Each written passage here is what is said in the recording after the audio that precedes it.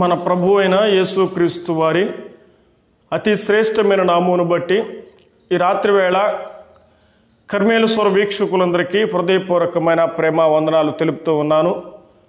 దేవుని పిల్లలారా, దేవుని మహాకృప నీ మీద నా మీద ఉన్నందువలన నేడు సజీవుల భూమిలో దేవుడు నన్ను ఉంచాడు. నిజంగా నేడు దినాల్లో చూస్తూ ఉంటే కొన్ని ప్రదేశాల్లో సముద్రం యొక్క అలజడిని చూస్తూ ఉన్నాం. సముద్రము దాదాపు 2 కిలోమీటర్ల లోతుకు వెనక్కి వెళ్ళిపోతూ ఉంది. కొన్ని చోట్ల సముద్రంలో ముందుకు వస్తూ ఉన్నాయి. మీరు టీవీలలో అలాగే సెల్లో చూస్తూ ఉంటే ఘోరాలు జరుగుతూ ఉన్నాయి, నేరాలు జరుగుతూ ఉన్నాయి, విచిత్రాలు జరుగుతున్నాయి, అనేకమైన మారణ హోమాలు జరుగుతున్నాయి, అనేకమైనటువంటి బలాత్కారాలు జరుగుతున్నాయి. లోకం యొక్క పోకడ సమీపమైన దినాల్లో చూస్తూ ఉన్నాం. అందువలన దేవుని ప్రజలందరికీ కూడా ఈ రాత్రి వేళ మనం ఆలోచించవలసిన విషయాన్ని మనం వినబోతూ ఉన్నాం. మన జీవితం యొక్క లక్షణాలు మనం వినబోతూ ఉన్నాం. కాబట్టి చూస్తున్న వారందరూ కూడా దేవుని వాక్యాన్ని షేర్ చేసి మరికొందరికి వాక్యాన్ని తెలియచేయండి. మనం వినడమే కాదు, మనం దీవించబడ్డమే కాదు, నా ద్వారా మరికొందరు ఆశీర్వదించబడి ఆయన్ను అంగీకరించడానికి అవకాశం చేయగలిగినట్లుగా మీరు షేర్ చేయాలని ప్రభు పేరట తెలియచేస్తూ ఉన్నాను. మంచిది దేవుని సంగమా, దేవుని ప్రజలారా, ఈ రాత్రి వేళ దేవుని సన్నిధిలో ఈ కుటుంబ యొక్క సందేశాన్ని మీ వినడానికి, వీక్షించడానికి దేవదేవుడు నాకు ఇవ్వబడిన భారాన్ని బట్టి నేను ఎంతగానో ప్రభువుని స్తుతిస్తూ ఉన్నాను. దాదాపుగా దేవుని పరిచర్యలో సంఘానికి, సమాజానికి ఈ వర్తమానాలు అందించడానికి దేవుడు నన్ను ప్రేరేపిస్తూ ఉన్నాడు, నన్ను బలపరుస్తున్నాడు. మీ అందరి ప్రార్థనల ద్వారా అన్నిటికీ దేవుని వాక్యాన్ని నేను అందించగలుగుతూ ఉన్నాను. ఇది దేవుడు నాకు కలిగించిన భాగ్యమని నేను సంతోషిస్తూ మీ కొరకు నేను ప్రార్థన చేస్తూ ఉన్నాను. ఈ వాక్యం ఒకరినే రక్షించాలని, ఈ వాక్యము ఒకరినైనా బలపరచాలని, ఈ వాక్యము ఒకరినైనా ఆదరించాలని, ఈ వాక్యం ఒకరినైనా సమాధానపరచాలని, ఈ వాక్యము చేత ఒక ఆత్మ, ఒక కుటుంబమైన బాగుపడాలని ఆశపడి మీ దగ్గరకు నేను ఈ యొక్క వర్తమానాన్ని సిద్ధపడి తీసుకుని వస్తున్నాను. పరిశుద్ధాత్మ దేవుడు నా ద్వారా మాట్లాడుతున్న ప్రతి మాటను మిమ్మల్ని బలపరుస్తాడని నా విశ్వాసంతో, ప్రగాఢమైన విశ్వాసంతో మీకు ఈ వర్తమానాన్ని నేను తెలియచేస్తూ ఉన్నాను. సంసిద్ధులుగా రండి, సిద్ధపడండి. ఈ రాత్రి కొరకే మీరు ఎదురు చూస్తున్నారు. సంగమా, ఆలోచించాయి ఈరోజు నీ జీవితం ఏమై ఉన్నదో. బైబిల్ గ్రంథంలో కొందరు జీవితాల గురించిన వివరాన్ని ఈ రాత్రి వేళ తిలకించబోతూ ఉన్నాం, వీక్షించబోతున్నాం. మనం వింటూ ఉన్నాం కనుక ప్రార్థనతో ఈ కార్యక్రమాన్ని మనము ప్రారంభించుకుందాం. మీరందరూ కూడా మోకరించండి. మరి ప్రార్థన చేస్తూ ఉన్నాను. ప్రేమగల మా తండ్రి, పరిశుద్ధుడు అనే దేవా, మా రక్షకుడా, నీకే స్తోత్రములు చెల్లిస్తూ ఉన్నాను. అయ్యా, ఈ రాత్రి వేళ ప్రజలందరితో నువ్వేం మాట్లాడబోతున్నావో అమూల్యమైన సందేశాన్ని ప్రభువా నేడు చూస్తున్నట్టు ఈ యొక్క ప్రభు బిడలందరితో మీరు మాట్లాడమని ప్రార్థన చేస్తూ ఉన్నాను.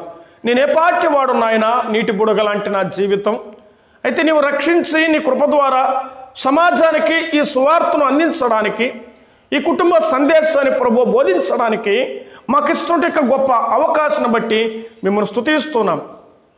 అందుకే నాయన మీరు మాట్లాడి మీరే కృప చూపించి లేఖన భాగాల చేత బలపరచుదని, ఒక ఆత్మైన కుటుంబమైన కట్టబడ్డానికి, రక్షించబడ్డానికి, పరలోక వారసులు అవ్వడానికి కృపను దయచేస్తారని ఆదియు అంతముడి జరిగించి చూస్తున్న వారికి నెట్టటువంటి ఆటంకాలు లేకుండా, అభ్యంతరాలు లేకుండా చక్కగా చూడడానికి, తిలకించడానికి, వీక్షించడానికి కృపను దయచేస్తారని యేసుక్రీస్తు నామమును బట్టి ప్రార్థించి ప్రారంభిస్తున్నాను తండ్రి. ఆమేన్. ఆమెన్ చెప్పారండి. మంచిది. అలాగైతే ఈ రాత్రి వేళ మనం సంతోషంగా దేవుని వాక్యాన్ని మనం వినబోతూ ఉన్నాం.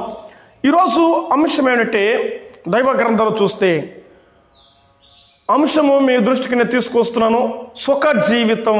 ఏంటండి, ఈ వాక్య భాగాలు మనం చూస్తే ఏం చూస్తున్నామంటే సుఖ జీవితాన్ని గురించిన వివరాన్ని ఇక్కడ మనం గమనించబోతాం. సుఖ జీవితం అనే మాట అన్నమాట. బైబిల్ గ్రంథాల్లో లూకాసు వార్తను తెరవండి. మీ గ్రంథాలలో లూకాసు వార్త 16వ అధ్యాయము 19వ వచనం చదువుకుందాం. 16వ అధ్యాయము 19వ వచనం. అక్కడ రాయబడిన మాట మీరు జాగ్రత్తగా వినాలి. ధనవంతుడు ఒకడు ఉండెను. అతడు ఊదా రంగు బట్టలను సన్నపు నార వస్త్రములు ధరించుకొని ప్రతిదినము బహుగా సుఖపడుచుండువాడు. ప్రతిదినము బహుగా సుఖపడుచుండువాడు అనే మాటను చదువుతున్నాం. ఈ మాట చదువుతుంటే మీకు ఎంతో ఆనందం అనిపిస్తుంది కదండి. సుఖజీవము గడపాలి, సుఖంగా ఉండాలి, సౌఖ్యంగా ఉండాలి, తృప్తిగా జీవించాలి. ఇక్కడ ఎవరిని గురించి చూస్తున్నామంటే లూకాసు సువార్తలో 4 ధనవంతులు ఉన్నారండి. ఎంతమంది ధనవంతులు? 4 ధనవంతులు ఉన్నారు. నేను 4 ధనవంతుల గురించి వివరించలేదు, కానీ ఒక వ్యక్తి మీద లేక 2 వ్యక్తుల మీద మీ దృష్టికి నేను తీసుకుని వస్తాను. ఇప్పుడు మనం చదువుకున్న వ్యక్తి అంటే ధనవంతుడైన వాడు మంచి వస్త్రములు కలిగి చక్కగా ధరించబడి ప్రతి దినము, ఎన్ని దినాలు? ప్రతి దినము, ఒక్కరోజు కాదండి, రోజు ఎట్నాడు సుఖంగా ఉన్నాడు. ఎటువంటి సుఖం అంటే ఇది చూస్తే ఇది ఆహార సుఖం అన్నాడు. కడుపు నిండా సుఖించడం, కడుపు నిండా తినడం. మీరు చూడాలి అతని గురించి.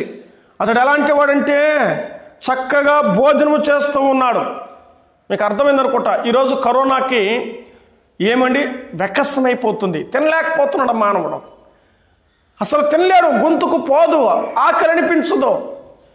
మనం చూస్తూ ఉన్నాం తినలేని జీవితాలు కరోనాతో ఉన్నవారు, సగించడం లేదు. అయితే ఇక్కడ చదువుకున్న వ్యక్తి ఎవరంటే ధనవంతుడైన వ్యక్తిని చూస్తూ ఉన్నాం. బహుగా సుఖపడుచుండువాడు, బహుగా సుఖపడేవాడుగా ఉన్నాడు. సుఖం ఈ లోకానికి ఏం కావాలండి? వ్యక్తులకి ఏం కావాలండి? కుటుంబానికి ఏం కావాలి?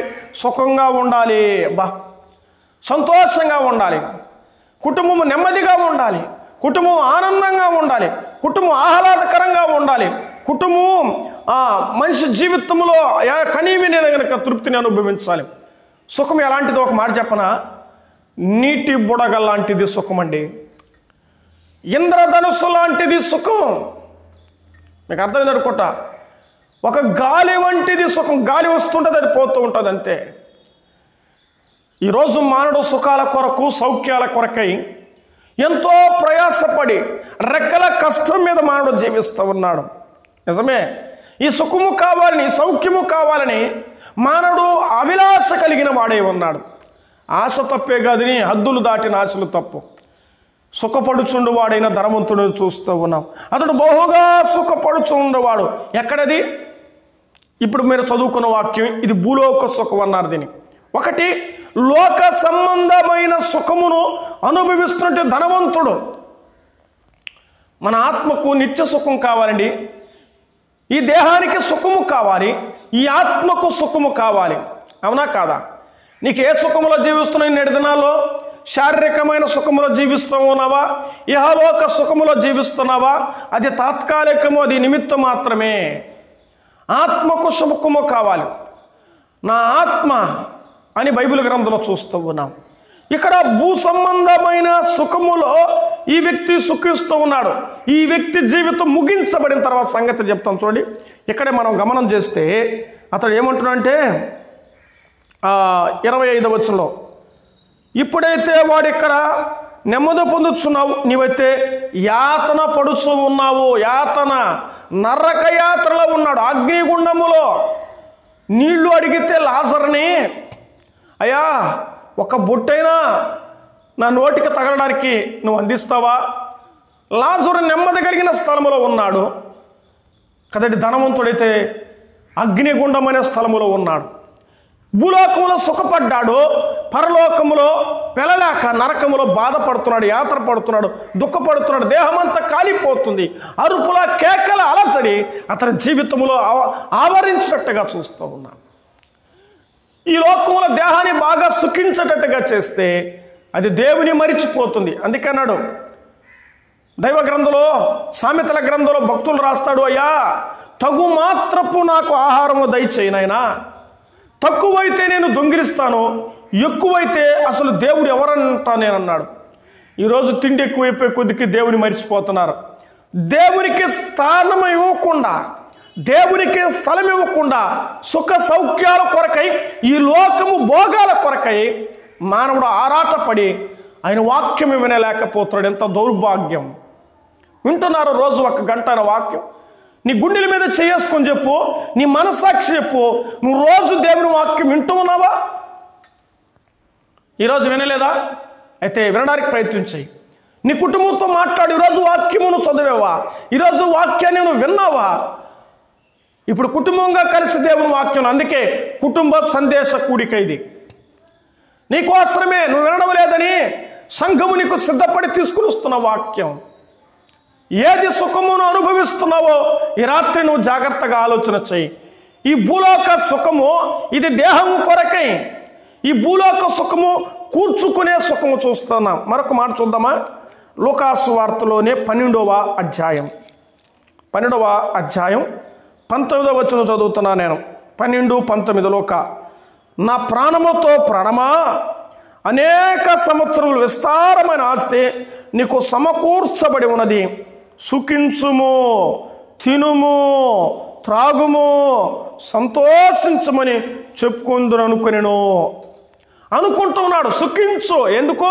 పంట పండింది, కొట్లు నింపుకున్నావు, ధాన్యము కూర్చుకున్నావు, కొత్తవి కట్టుకుంటున్నావు. ఈరోజు మానవుడు సుఖాలు కట్టుకోవడంలోనో పెట్టుకోవడంలోనో తెచ్చుకోవడంలో ఉండి ఆత్మకు దుఃఖాన్ని కలిగిస్తున్నాడు. శరీరాన్ని పోషిస్తూ ఉన్నాడు, ఆస్తులు కూర్చుకుంటూ ఉన్నాడు, ఐశ్వర్యాన్ని సంపాదిస్తూ ఉన్నాడు.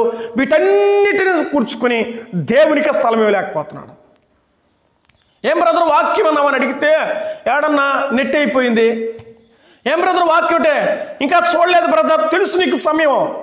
ఆల్రెడీగా వాట్సాప్లో ఏమండి గ్రూపుల్లో దేవుని వాక్యం వస్తుందని ముందుగానే మీకు నేను వాక్యం ప్రకటిస్తున్నాను.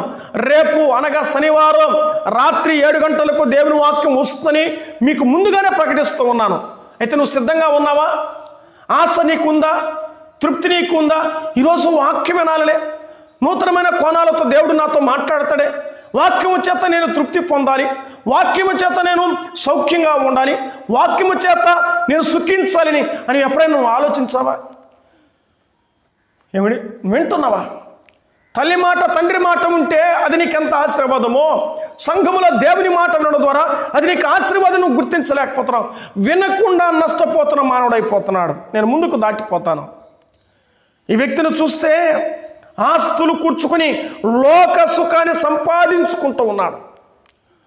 దేహ సుఖము ఉన్నది, సంపాదన సుఖము ఉన్నది. ఈ ఇదంతా కూడా లోక సుఖము అని రాసుకోవాలి మనం. ఏ సుఖం అది? ఈ లోకం ఎన్నేళ్ళు బ్రతకపోతాం మన జీవితం?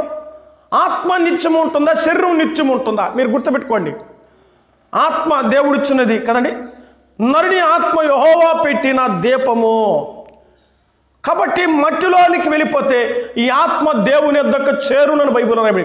ఇప్పుడు బైబిల్ తప్ప మనం రాసుకుని తప్పండి. బైబిల్ ఎప్పుడు తప్పు కాదు. పఠింప శ్రేష్ఠ గ్రంథం బైబిల్.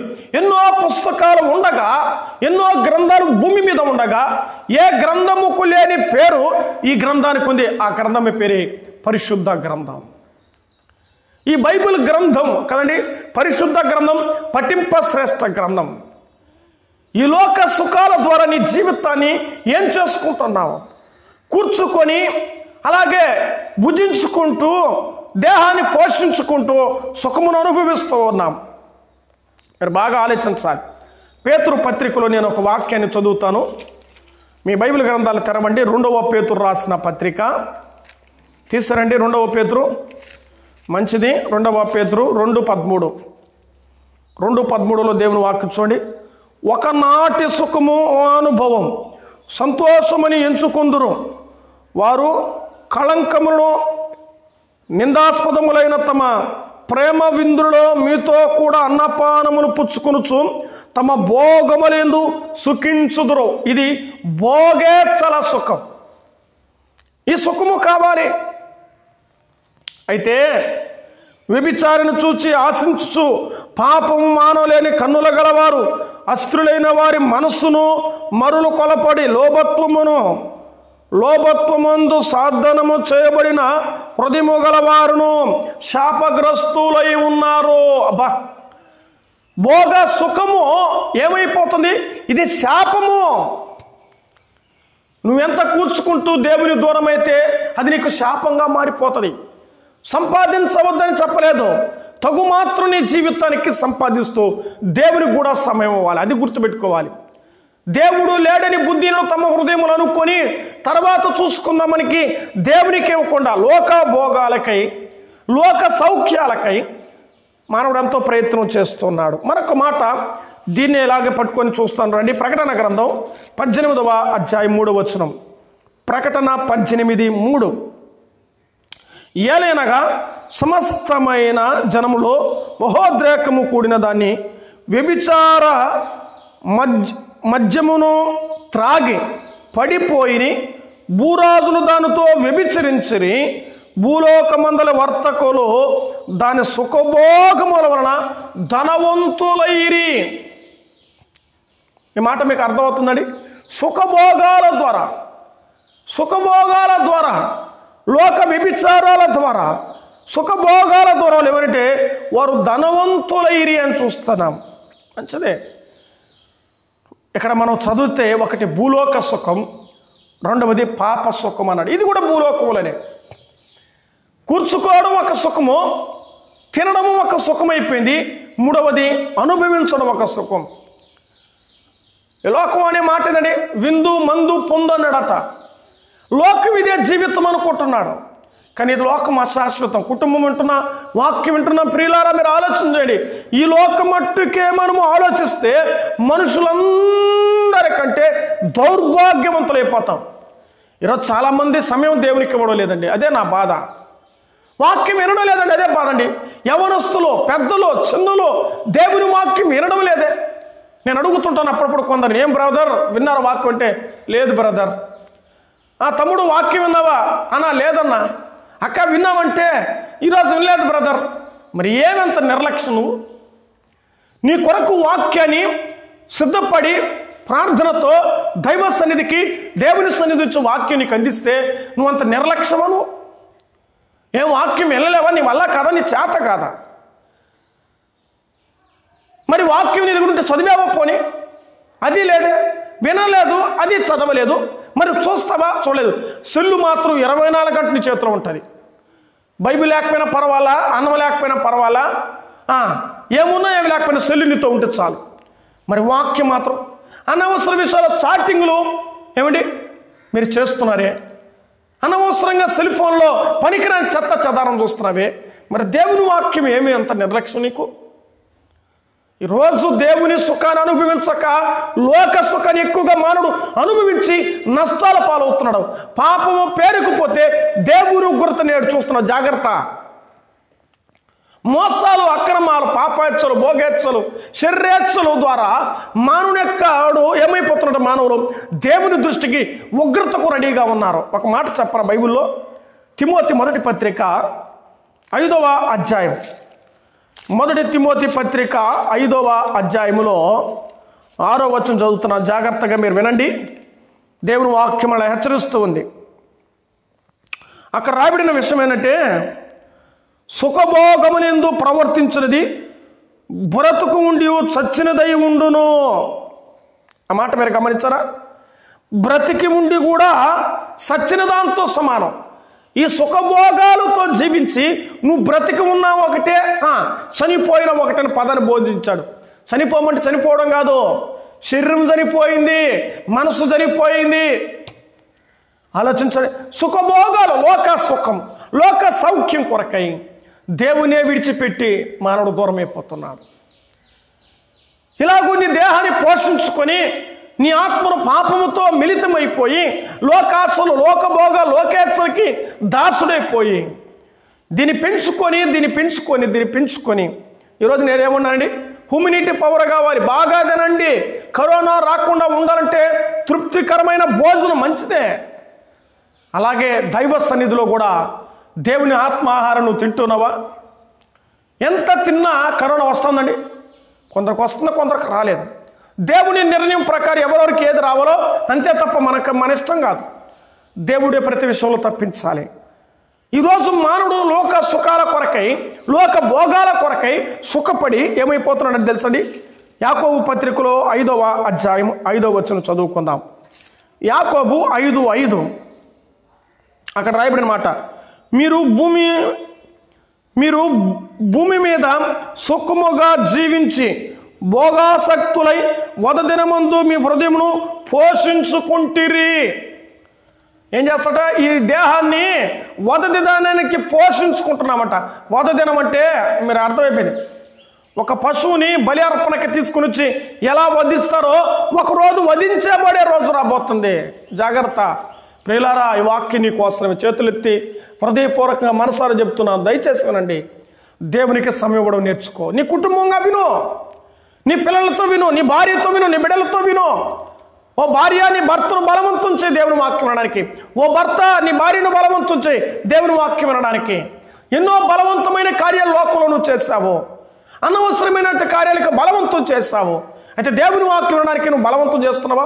సిద్ధపడుతున్నారా? ఈరోజు రాత్రి దేవుని వాక్యం 7 గంటలకు 7:15కు దేవుని వాక్యం అందించబడుతుందని ఆలోచన నీకుందా? అలా ఉన్నట్లయితే ముందుగానే తెలుసమ్మా, ఈరోజు రెడీగా ఉండండి, దేవుని వాక్యం వస్తుంది, దేవుని వాక్యం వస్తుంది. సిద్ధపడి దేవుని వాక్యం వినడానికి నువ్వు ఆరాటం కలిగి ఉంటే ఆ వదదినము నువ్వు తప్పించుకుంటావు. లోక సుఖాలను గురించిన మన వివరాన్ని మనం విన్నాం. ఇది నమ్మని వాడి యొక్క సుఖం, అంటే అన్యుడుగా ఉన్న వాడి యొక్క సుఖభోగాల ద్వారా వాడు కలుగుతున్న నష్టాన్ని మనం విన్నాం. ఇక రెండవదిగా మనం చూద్దాం, ఆ బైబిల్ గ్రంథములో మరి పాప సుఖాన్ని గురించి మనం విన్నాం. 1 లోక సుఖం, 2 పాప సుఖాన్ని గురించి విన్నాం. మూడవదిగా చూద్దామా, తిమోతి రాసిన 2వ పత్రిక 3వ అధ్యాయం 4వ వచనం చదువుకుందాం. 2 తిమోతి 3:4. ద్రోహులను అంటే ఎవరో వీళ్ళు, అంత్య దినములో అపాయకరమైన కాలం వచ్చునని తెలుసుకునుము.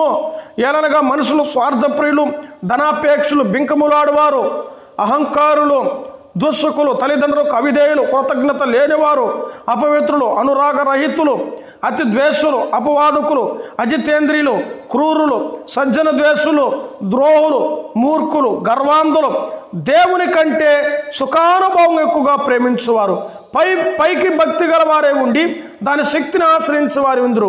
అట్టి వారికి విముఖుడవే ఉండు. పైకి భక్తి కలిగిన వారు, పైకి భక్తి అంటే భక్తిలే, శక్తి లేని భక్తి, ఇది అవిశ్వాసుల సుఖాలు. లోకంతో జీవిస్తారు, దేవునితో జీవిస్తారు. లోకములో వారు సుఖపడుతున్నారు, దేవుల్లో కూడా సుఖపడతారు. ఇది సంపూర్ణమైన సుఖం లేదు, ఇది అవిశ్వాసుల సుఖం. అందుకని అంత్య దినాల్లో వీళ్ళు తయారైపోతున్నారు. స్వార్థప్రియులు, ధనాపేక్షములు, అంటే పైకి భక్తి గలవారిగా ఉండి శక్తి లేని వారే ఉన్నారు. దాని శక్తిని ఆశ్రయించని వారు, దైవశక్తి లేదు, దుష్ట శక్తులు తయారైపోయినాయి నేటి దినాల్లో. ఏ శక్తి నీలో ఉన్నది? దైవశక్తి నీ జీవితంలో ఉంటే ఏ శక్తులు నేను ఏమి చేయలేవు. గుర్తుపెట్టుకోండి, ఏ శక్తులు నిన్నేమి చేయలేవు. ఏ శక్తికి నువ్వు లోబడుతున్నావు, ఏ శక్తికి నువ్వు లొంగిపోతున్నావు, ఏ శక్తికి నువ్వు కుమిలిపోతున్నావు ఆలోచన చేయి. అవిశ్వాసుల సుఖభోగాలు అవి వారి జీవితానికి నష్టమే. అది అంత్యదినములో వారికి సంగతులు బయటపడిపోతాయి. ప్రియులారా, నువ్వే విశ్వాసగా ఉన్నావు? లోకులు, అన్యులు, లోకము దాని పోకడ, లోకము దాని సుఖభోగాలు నష్టం. అలాగైతే విశ్వాసులుగా ఉండి అవిశ్వాసులుగా నువ్వు సుఖభోగాలకు శక్తి లేని వాడిగా జీవిస్తే ఇక్కడ మీరు చూస్తూ ఉన్నాం. ఏమని చూస్తున్నామంటే సుఖభోగాలు అనే మాట మనం గమనిస్తున్నాం కదండి.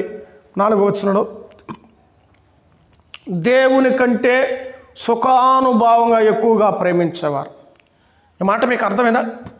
దేవుని కంటే, దేవుని కంటే, దేవునికి ఇవ్వాల్సిన స్థానం, దేవునికి ఇవ్వాల్సిన గౌరవం, దేవునికి ఇవ్వాల్సిన మర్యాద, దేవునికి ఇవ్వాల్సిన ప్రథమ స్థానాన్ని ఇవ్వకుండా లోకములో ఉన్న వాటన్నిటికి ఇస్తే విశ్వాసగా జీవిస్తున్నవాడు అవిశ్వాసమైన జీవితమే.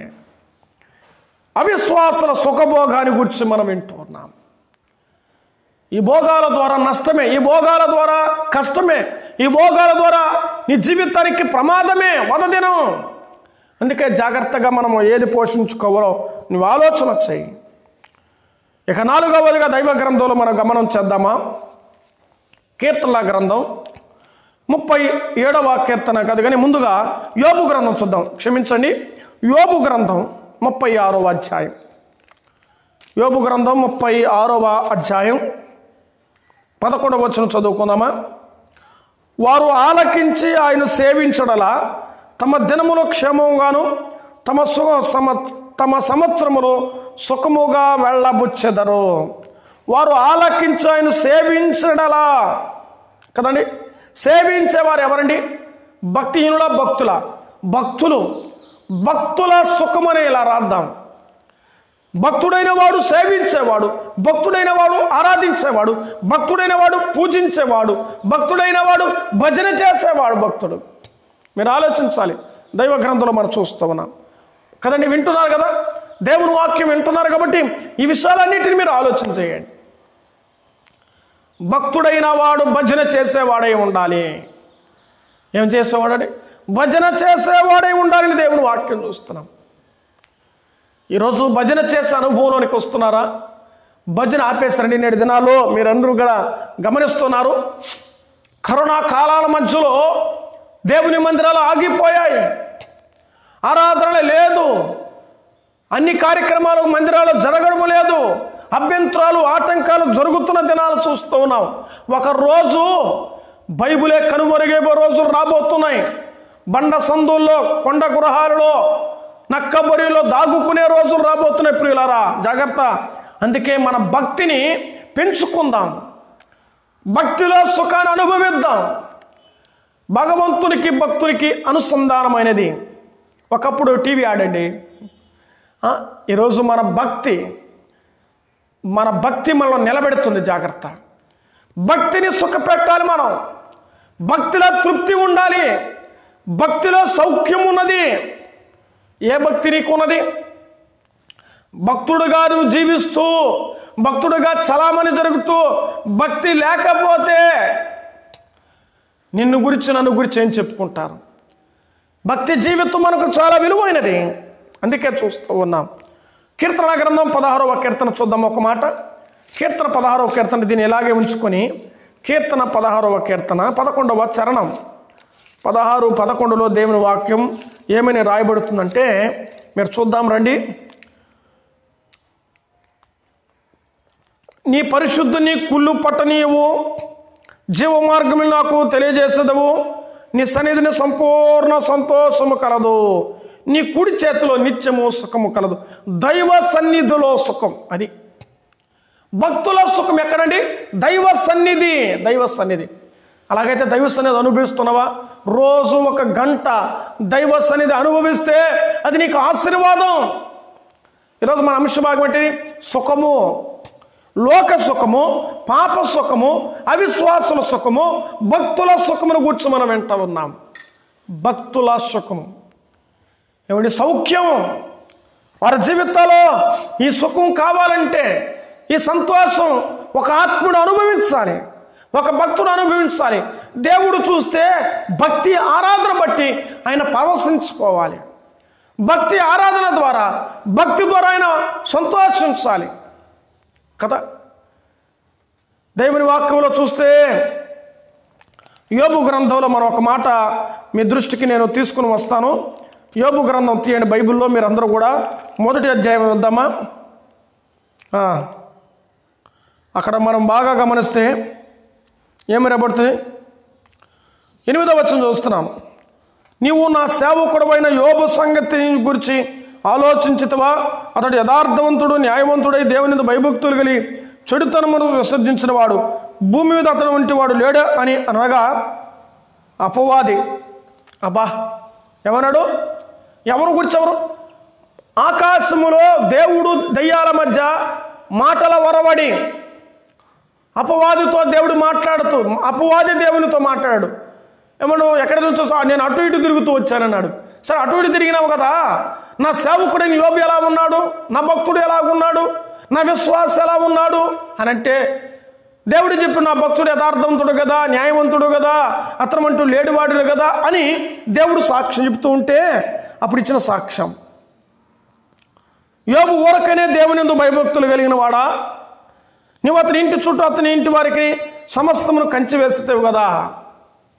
ఈ భక్తుడు అనుదినము తాను దైవ సన్నిధిని అనుభవించేవాడు, అనుదినము దేవుని సేవించేవాడు, అనుదినం ఆయన పూజించేవాడు. అందుకే యెహోషువ అన్నాడు కదా, మీరు ఎవరిని సేవించినా పర్వాలేదు, నేను నా ఇంటి వారును యెహోవాను సేవించదము. ఇది కుటుంబమైన సేవ. కుటుంబాలతో ఆరాధన చేస్తున్నాడు. ఈ తృప్తి నీకు కావాలి. ఈరోజు నీకు సుఖభోగాన్ని అనుభవించాలంటే ఆత్మీయతలో సుఖభోగాన్ని అనుభవించాలి. భక్తుల సుఖము ఆరాధన, భక్తుల సుఖము దైవ సన్నిధి. ఈ దైవ సన్నిధిలో నువ్వు ఉంటే నీకెంతైనా దీవెన, నీకెంతైనా మేలు, నీకెంతైనా ఆశీర్వాదకరం. దైవ సన్నిధిలో సుఖం అనుభవించడానికి నువ్వు ప్రయత్నం చేయాలి. ఎవరి సన్నిధిలో నువ్వు ఉంటున్నావు, దైవ సన్నిధే నీకు క్షేమము. ఈరోజు దైవ సన్నిధిలో ఉన్నవారు చనిపోలేదండి, దేవునితో ఉన్నవారు పాడైపోలేదు. ఎన్ని రోగాలు వచ్చినా, ఎన్ని శ్రమలు వచ్చినా, ఎన్ని ఇబ్బందులు వచ్చినా దేవుడు కాపాడుతున్నాడు. ఆలోచిస్తున్నావా? సుఖము ఆత్మీయంగా భక్తుడుగా నీవు అనుభవించాలి. అందుకే భక్తుల సుఖము దైవ సన్నిధి. దేవుని సన్నిధిలో సంతోషము, సమాధానము, నెమ్మది ఉన్నది. ఈ సుఖాన్ని నువ్వు అనుభవించాలి. లోక సుఖానికి వదదినం వస్తుంది, ఈ సుఖానికి దీవెన వస్తుంది. బలా నమ్మకమైన మంచి దాసుడా అని సంపాదించుకుంటావు. ఏ సుఖం కావాలి నీకు ఈ రాత్రి? ఏది కావాలి? నువ్వే ఆలోచన చేయి. దైవ సన్నిధి సుఖము ద్వారా విలువ, ఒక గౌరవం, ఒక మర్యాద, ఒక సాక్ష్యాన్ని సంపాదిస్తావు. లోక సుఖానికి వదదినము రాబోతుంది. అక్కడ ఎవరు నేను రక్షించేవాడు లేడు. భక్తుల సుఖమును గురించి విన్నా. ఇక 6వదిగా చూద్దామా? 6వదిగా తిమోతి పత్రికలో, మొదటి తిమోతి పత్రిక 2వ అధ్యాయం మనం అంతా కూడా ఎరిగిన సత్యాలే. మొదటి వచనం, మనం సంపూర్ణ భక్తియు మాంద్యత కలిగి నెమ్మదిగాను సుఖముగాను బ్రతుకు నిమిత్తము. సుఖంగా బ్రతకాలంటే భక్తుడైన వాడు సేవించేవాడు, భక్తుడైన వాడు ప్రార్థించేవాడు, అనగా ప్రార్థనా సుఖము. అది సేవించే సుఖము, ప్రార్థనా సుఖమును గురించి చూస్తూ ఉన్నాం. ఎవరి కొరకు? అందరి కొరకు ప్రార్థన చేయాలి. ఈరోజు మీరు టీవీలో చూస్తున్నారు కదా, న్యూస్లో తాలిబాన్లో ఏమండి ఉగ్రవాదుల యొక్క దాడి, ప్రజల మీద ప్రజలు, రాజ్యం మీద రాజ్యము, యుద్ధాలు ప్రారంభమైపోతున్నాయి. అలజడులు సృష్టిస్తున్నారు. సముద్రంలో ఒక విచిత్రమైనవి జరుగుతున్నాయి, సమాజంలో విచిత్రాలు జరుగుతున్నాయి. అంత్య దినాలు సమీపిస్తున్నాయి. ప్రియులారా, ఆలోచన చేయండి. వాక్యం ఆశామాషగా మీరు వింటూ టైంపాస్ చేస్తున్నారు. కాలక్షేపంగా వినద్దు వాక్యం. ఇదేదో హరికథ బుర్రకథలాగా దేవుని వాక్యం ఏదో భక్తితో వింటే బాగుపడతావు. అది ఒక మందిరములో ఒక అధికారి ఎదుట, ఒక పెద్దల ఎదుట ఎలాగైతే ఉంటావో ఈ వాక్యం ఎదుట నువ్వు అలా ఉండి వినాలి. చాలామంది వాక్యం ఎట్టంటారు, పడుకొని వినేది, ఏదో టైంపాస్గా వినేది, ఇలా వింటున్నారు. తప్పు. ప్రత్యక్షంగా నీ దగ్గరకు దేవుని వాక్యం వస్తున్నప్పుడు నువ్వు భక్తితో వినాలి. ఏది ఎలా వినాలి. పాట నువ్వు ఎలాగైనా వినొచ్చు, వాక్యము శ్రద్ధతో వినాలి. అది ఈరోజు మీరు ఆలోచించండి. దైవ సన్నిధిలో దేవుని వాక్యానికి ఒక విలువ ఉన్నది, ఒక గౌరవం ఉన్నది, ఒక మర్యాద. పాట పాడడం వేరు, వాక్యం వినడం వేరు. అర్థం చేసుకోండి ప్రియులారా. నన్ను దయచేసి తప్పుగా అర్థం చేసుకోవద్దండి. ఏందయ్యా ఈయన వాక్యం ఎలా చెప్తున్నాడు, ఈ సేవకుడు ఎలా మాట్లాడతాడు, ఈయనకి తెలిసి మాట్లాడుతూ తెలియకుండా మాట్లాడుతాడు అనుకోవద్దండి. వాస్తవం మీ ఎదుటికి తీసుకుని వస్తూ ఉన్నాను. ఆ రోజున ప్రభువుని యేసుక్రీస్తు వారు బోధిస్తూ ఉంటే ఏం చేస్తున్నారు? ప్రజలందరూ కూడా ఆయన దగ్గర కూర్చున్నారు. కొండ మీద ప్రసంగంలో, మత్తయి సువార్త 5వ అధ్యాయం. మరి వాక్యము నువ్వు మందిరంలో లేదు, నువ్వు ఎక్కడ ఉన్నావు? ఇంట్లో ఉన్నావు. ఇప్పుడు ఏం కూడిక? ఇప్పుడు కుటుంబ సందేశ కూడిక నీ ఇంటికే వచ్చింది. నువ్వు ఎలా వింటున్నావు? ఎలా వింటున్నావు? నువ్వు ఆలోచన చెయ్యి. అర్థం చేసుకుంటే నీకు ఆశీర్వాదకరం, అపార్థం చేసుకుంటే నీకు అనర్థం కలుగుతుంది. అందుకే దేవుని వాక్యాన్ని సేవకులు చెప్తున్నది మీరు దయచేసి అంగీకరించాలి. మీ కుటుంబానికి క్షేమం కలుగుతుంది. ఈ వాక్యాల ద్వారా చూస్తుండగా ప్రార్థన చేయాలి. అమ్మ భక్తులారా, విశ్వాసులుగా మనం బాగున్నాం, మనతో ఉన్నవారు బాగుండాలి, మన చుట్టూ ఉన్న బాగుండాలి, మన గ్రామం, మన జిల్లా, మన రాష్ట్రం, మన దేశం, మన ప్రపంచాలు బాగుండాలి. నువ్వు బాగున్నావు కాబట్టి, నువ్వు నిలబడ్డావు కాబట్టి పడిపోయిన వారు లేపాలి. అది ఎలా చేయగలవు? ప్రార్థన ద్వారా. అవును, నువ్వు ప్రార్థన చేస్తే నువ్వు సుఖంగా ఉంటావు, నువ్వు నెమ్మదిగా ఉంటావు, నీ జీవితానికి క్షేమం కలుగుతుంది, నీ జీవితానికి ఆశీర్వాదం కలుగుతుంది.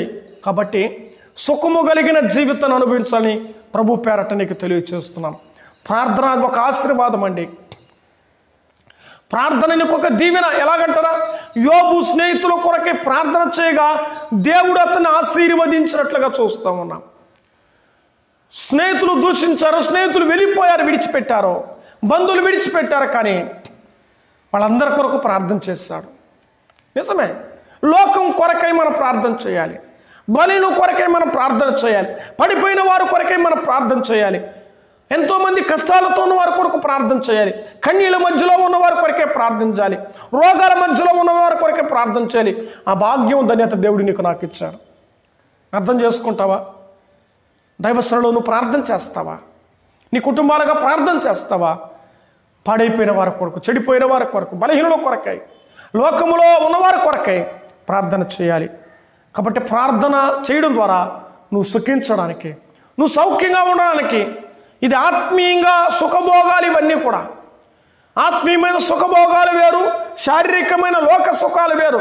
ఆత్మీయమైన సుఖము వేరు, ఏమిటి లోక సుఖము వేరు. వీటిని మీరు అర్థం చేసుకోవాలి. ఏది దేంట్లో ఏది ఆశీర్వాదం ఉందో నువ్వు ఆలోచించే. చివరగా 7వది చెప్పి నేను ముగిస్తూ ఉన్నాను. సామెతల గ్రంథం 3వ అధ్యాయం. సామెతల గ్రంథం 3వ అధ్యాయం. మీకు అందరూ కూడా ఎరిగిన సత్యాలే, అన్ని సత్యాలు మీరు వింటూ ఉన్నారు, చక్కటి బోధలు గ్రహిస్తూ ఉన్నారని నేను నమ్ముతూ ఉన్నాను. 3వ అధ్యాయం మొదటి 3 వచనాలు చదువుతాను. నా కుమారుడా, నా ఉపదేశం మరువకము, నా ఆజ్ఞను హృదయపూర్వకంగా కైకొనుము. అది దీర్ఘాయువును సుఖజీవముతో గడుచు సంవత్సరములు శాంతి నీకు కలుగు చేయను. సుఖజీవముతో గడుచు సంవత్సరం కదండి. జ్ఞాని అయిన సొలొమోను కుమారులకు జ్ఞానోపదేశం చేస్తున్నాడు. అంటే అన్నీ తెలుసుకొని, అన్నీ అనుభవించి, అన్నీ నష్టపోయి, దేవుని యొక్క ఔన్నత్యాన్ని ఎరిగి, దేవునితో ఉండకపోతే కలిగిన నష్టాన్ని గుర్తెరిగి తాను చేస్తున్న ప్రార్థన ఏంటో తెలుసండి. సుఖభోగాన్ని కదా, నువ్వు సుఖభోగాన్ని అనుభవించాలంటే నా మాట విను, నా మాట విను అన్నాడు. నిజమే, దేవుని మాట వినడం ద్వారా మనకు సుఖం ఉందండి. దీన్ని ఇలాగే పట్టుకొని యెషయా గ్రంథంలో చూద్దామా. యెషయా గ్రంథం 55వ అధ్యాయం 2వ వచనం. ఇక్కడ రాయబడిన మాట మనం గమనం చేస్తే, నా మాట జాగ్రత్తగా ఆలకించి మంచి పదార్థములను భుజించుడి అన్నాడు. ఎట్లుండాలట? ఆయన మాట జాగ్రత్తగా విని మీరు భుజించాలి. ఏం భుజించాలి? ఈ మాటలు భుజించాలి. నరపుత్రుడా, ఈ గ్రంథములో ఉన్నదాన్ని నువ్వు భక్షించు అన్నాడు. నువ్వు చక్కగా నిలబడు, నేను నీతో మాట్లాడాలన్నాడు ఆయన. నువ్వు నిలబడితే కదండి, నువ్వు వింటే కదండి నీతో మాట్లాడడానికి దేవుడు. నువ్వు అటా దోసుకుంటా సెల్లు, ఏదో కాలక్షేపంగా కచేరీలాగా తిరుక్కుంటా, ఆడ తిరగకుంటే ఏడ తిరుక్కున్న వాక్యం ఆడ సెల్లు ఆడ బిడేసి నువ్వు తిరగతా ఉంటే నీకు ఎట్ట వినపడుతుంది? ఎట్ట భుజిస్తావు? ఆలోచిస్తావా? దేవుని వాక్యం నీతో మాట్లాడుతుండగా నువ్వు ఆలోచన చేయి. ఉపదేశం వినడం ద్వారా నువ్వు సుఖించబడతావు. సుఖజీవంతో గడిచే సంవత్సరాలు. దేవుని మాట వింటే నీకెంత ఆశీర్వాదం, దేవుని మాట వింటే నీకు ఎంత మేలు. అందుకే నా కుమారుడా, తండ్రి కుమారుడికి జ్ఞానోపదేశం, గీతోపదేశం, ప్రయోజనకరమైన మాటలు చెప్తున్నాడు. పనికిరాని మాటలు కాదు, పనికొచ్చే మాటలేవి. ఎన్నో మాటలు, పనికిరాని మాటలు సెల్లో విన్నావు. ఇప్పుడు పనికొచ్చే మాట 1 గంటల దేవుని వాక్యం అంటావా? ప్రాధేయపడి మీ ఎదుటికి నేను తీసుకుని వచ్చి చెప్తున్నా ఈ బాధండి. మీరు వింటారని, మీరు గ్రహిస్తారని, మీరు దేవునితో అనుభవిస్తారని ఈ ప్రయాస తప్ప మరొకటి ఏమీ లేదు. మిమ్మల్ని విమర్శించాలని, మిమ్మల్ని అవమానపరచాలని, మిమ్మల్ని కృంగదీయాలని ఈ మాటలు మాట్లాడలేదు. కేవలం ఆత్మీయతలో బలపరచబడాలి, సిగ్గుపడనక్కని పనివారిగా ప్రభు ఎదుట నిలబడాలి. అది సిగ్గుపడనక్కని వారిగా దేవుని దగ్గర నిలబడాలి. ఒక కలెక్టర్ కొడుకు క్యాబిన్లో వెళ్ళడానికి ధైర్యంగా వెళ్తాడు. అది ఒక సామాన్యుడు వెళ్ళడానికి భయపడుతూ వెళతాడు. నువ్వు ఏ స్థానంలో ఉన్నావు? జాగ్రత్త. వాక్యం అంటే చులకనా? వాక్యం అంటే అందరూ చెప్పేది అనుకుంటున్నావా? వాక్యము దేవుడు కొరకు ప్రతిష్ఠించబడిన వారు మాత్రమే పరిశుద్ధాత్మ దేవుడు బోధిస్తాడండి. అందరికి రాదా ధన్యత, అందరికి రాదా భాగ్యం? ఏర్పరచుకున్న వారి దగ్గర నుంచి దేవుని వాక్యం వినాలి. నాకు తెలుసులే, నాకు చదవచ్చు, నేను బైబిల్ చదువుకుంటున్నాను, నాకు అన్నీ తెలుసుని నువ్వు అలా అనుకోవద్దు. దేవుని యొక్క జ్ఞానాన్ని నువ్వు త్రోసివేయవద్దు. పెద్దల మాట సత్యమూట అన్నారు. దేవుని మాట నీకు ఆశీర్వాదకరం. జ్ఞాని అయిన సొలొమోను సామెతల గ్రంథంలో చెబుతూ, నా కుమారుడా నా ఉపదేశాన్ని వింటే సుఖజీవము అన్నాడు అన్నమాట. ఈ మాటలన్నీ కూడా మీరు చదువుతూ వస్తే సుఖజీవముతో గడుచు సంవత్సరాలు 7 దినాలు అనుభవించాలంటే ఏం చేయాలి? దేవుని మాట వినాలి. ఎంతోమంది దేవుని మాట వినకుండా, పెద్దల మాట వినకుండా, తల్లిదండ్రుల మాట వినకుండా, తండ్రి మాట వినకుండా నేడు యవనస్తులు ఎంతో నష్టపోతున్నారు. నేడు పెద్దలు ఎంతోమంది నష్టపోతున్నారు. నేడు కుటుంబాలు ఎంతోమంది నష్టపోతూ ఉన్నారు. దేవుని వాక్యాన్ని పెడచెవిని పెట్టి, పెద్దల మాటను విడిచిపెట్టి నష్టము కష్టములకు వెళ్ళి పాపములో పూరికిపోయి అజ్ఞానములో అంధకారములో నిలిచి ఉన్నారు. వారు అజ్ఞానములో చీకటిలో వారు సంచరిస్తూ ఉన్నారు. కన్ను మిన్ను కానరాకుండా లోకములో కలిసిపోతూ ఉన్నారు. కాబట్టి నీ కొరకు యేసు ప్రభువు ఈ లోకానికి వచ్చాడమ్మా. నీకు తన మాటలు తెలియచేయడానికి ఆయన నన్ను పంపి ఉన్నాడు. బేదలకు సువార్తను ప్రకటించడానికి, హితవస్త్రమును ప్రకటించడానికి ఆయన నన్ను పంపి ఉన్నాడు. యేసయ్య ఈ లోకానికి నీ కొరకు చెప్పడానికి వచ్చాడు. వింటావా? ప్రభు బాధ్యత వెళ్ళిపోయాడు. తిరిగి వారిని నమ్మిన వారికి ఇచ్చాడు ఆ బాధ్యత. ఆ బాధ్యతలో కొంచెమైనా సువార్త అందించాలని ఆశపడి చెబుతున్నాం. సుఖభోగాన్ని అనుభవించాలంటే ప్రభువే మార్గం. ఆయనే రక్షకుడు. నేనే మార్గం, నేనే సత్యం, నేనే జీవము. నా ద్వారా పరలోకానికి ఎవరు ప్రవేశించరు. ఈ రాత్రి వేళ ఆయన మాట వినకపోతే నష్టం, అగ్నిగుండం. ఆయన మాట నిమిత్తే పరలోక భాగ్యం, ఆత్మరక్షణ కలుగుతుంది. నేను కాపాడుతాడు. నేడు ప్రస్తుత కాలాల మధ్యలో నేను సుఖజీవాన్ని గడపాలంటే దైవ సన్నిధిలో దీవెన పొందుతావు. అలాగే దీవెన పొందడానికి ప్రభు ఈ రాత్రి వేళ విన్న వారందరికీ సంతోషంగా దేవుడు వారికి అనుగ్రహించునుగాక. ఆమేన్. తల వంచడి మీ కొరకు నేను ప్రార్థన చేస్తాను. ప్రేమగల మా తండ్రి, మా రక్షకుడా, నీకు స్తోత్రాలు దేవా. ఈ సమయమందు తండ్రి ఒక్కొక్కరితో మీరు మాట్లాడి మీరు పలకరిస్తున్న విధానం బట్టి నీకు స్తోత్రాలు చెల్లిస్తూ ఉన్నాం. విన్న వారందరి బట్టి నీకు స్తోత్రములు ప్రభువా. కర్మేల స్వరం చూస్తున్న ప్రతి బిడ్డను బట్టి నాయన సుఖభోగం ఎందులో ఉండాలి, ఎందులో ఉండకూడదో మీరు మాట్లాడారు. ఎందులో ఉంటే దీవెన, ఎందులో ఉంటే నష్టము మీరు మాట్లాడారు ప్రభువా. ఈ మాటల చేతన జీవితాల కొన్ని ఆత్మన బలపరచబడి బాగుపడి సంతోషించడానికి కృపను దయచేస్తామని చూస్తున్న వారందరూ నిండారుగా దీవించి కాపాడమని యేసు క్రీస్తు నామమును బట్టి ప్రార్థిస్తూ ముగిస్తున్నాను తండ్రి. ఆమేన్. మంచిది. ఈ రాత్రి వేళ మీరు ఏమన్నా వాక్యాల ద్వారా మీరు బలపరచబడుతున్నారని మీరు అనుకున్నట్లయితే దయతో ఈ కర్మేల స్వరములో మీరు సంప్రదించి మమ్మల్ని కూడా మీరు ప్రోత్సహించండి. దేవుని వాక్యం మా పాటికి మేము అందిస్తూ ఉన్నాం. ఎంతమంది చూస్తున్నారో, ఎంతమంది చూడలేదు, ఎంతమందిని దేవుని వాక్యం తాకిందో మీరేమనుకున్నా పర్వాలేదు, కానీ దేవుడు మీతో మాట్లాడని మేము నమ్మి దేవుని వాక్యాన్ని మేము బోధిస్తూ ఉన్నాం. సంఘానికి, సమాజానికి బలపరచబడడానికి కార్యక్రమాలు చేస్తూ ఉన్నాం. మీ కుటుంబాలు దీవించబడినట్లుగా ప్రభు రాకడ వరకు, మన పోకడవునంత వరకు అంతవరకు దేవుని మహాకృప మనకు తోడుగా ఉండి మరలా తిరిగి దేవుని చిత్తమైతే శనివారం రాత్రి ఇలాగూ దేవుని వాక్యం వినడానికి ప్రభు సహాయం చేయనుగాక. దేవుని మహాకృప మీకు అందరికీ తోడే ఉండునుగాక. ఆమెన్. అందరికీ వందనాలు.